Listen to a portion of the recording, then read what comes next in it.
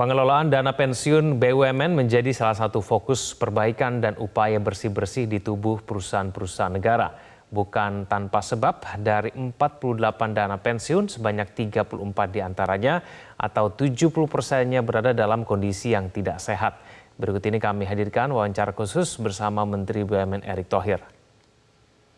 Kita sudah bersama dengan Menteri BUMN Erick Thohir. Kita akan membahas terkait dengan dana pensiun BUMN yang diduga diselewengkan dan saat ini masih dalam proses. Kita akan bertanya langsung ke Pak Menteri Erick bagaimana follow up atau kelanjutan dari dugaan penyelewengan ini. Pak Erick, terima kasih sudah bergabung dengan Metro TV. Terima kasih. Pak Erick, sehat? Pak Erick juga sehat ya? Sehat. Agak shock dikit tapi Pak. Kenapa? Terkait dengan penyelewengan ini, 70%. Sebenarnya gini, kan ketika di awal saya jadi Menteri BUMN, saya melapor ke Bapak Presiden waktu itu bahwa ini ada mega korupsi Jiwasraya dan Asabri. Karena itu langsung Bapak Presiden memerintahkan Pak Jaksa Agung ke sini datang untuk segera diskusi. Supaya ini benar-benar bisa dibongkar dan harus menjadi sebuah restrukturisasi dan kepastian. Karena ya gimana kalau uang pensiunan saja dirampok, apalagi yang lain. Oke, itu berawal dari Jiwasraya dan Asabri pada saat Bapak menjabat BUMN ya, bahkan sejak awal. Nah, pernyataan Bapak penyelewengan dana pensiun ini adalah kejahatan biadab, wajib dihukum dan akan saya perangi. Sekarang berarti fokus bersih-bersih di dana pensiun BUMN ya Pak? Orang-orang yang sudah bekerja puluhan tahun dan tidak banyak loh savingnya, tabungannya. Tiba-tiba di ujung dia tidak bisa klaim, bahkan tidak mungkin uangnya memang sudah hilang. Nah itu yang kenapa ketika ada mega korupsi itu saya langsung berpikir satir. Wah ini jangan-jangan di dana pensiun BUMN juga mirip. Dan terbukti ketika kita langsung buat tim, ya ini panjang karena ini kan mereview 48 BUMN. Yeah. Ya, kalau Jiwasraya Asabri kan satu, ini 48.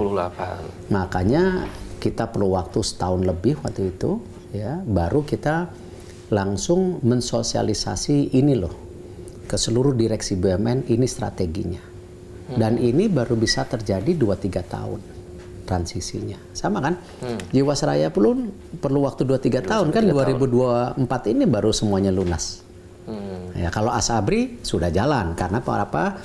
Pemerintah selalu top up 2 triliun. Jadi itu agak beda skenarionya.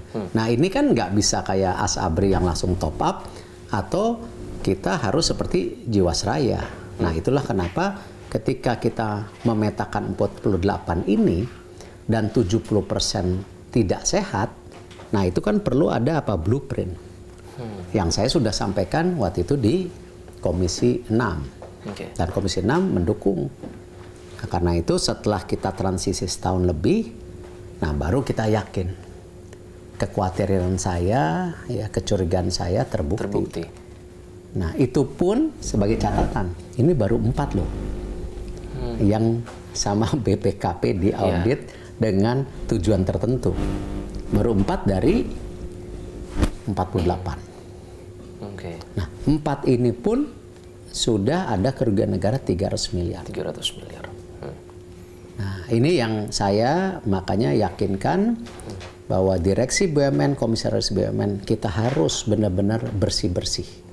Tidak bisa dari sayanya, tetapi dari direksinya, karena ini kan dana pensiun masing-masing perusahaan BUMN. Nah, cuman kita sudah konsolidasikan, artinya ini loh aturannya, inilah cara investasi yang baik. Nah, dan langsung kita periksa mana yang mismanagement, mana yang korupsi. Nah, ini baru 4. Nah, mungkin 2 minggu lagi tambah lagi nanti. Gitu.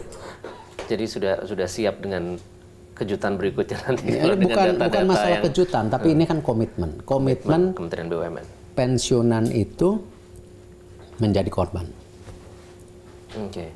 Kalau pensiunan saja yang sudah berkorban kerja dan ujungnya juga nggak banyak sebenarnya tabungannya, kan gimana? Kenapa Jelajahi cara baru mendapatkan informasi. Download Metro TV Extend sekarang.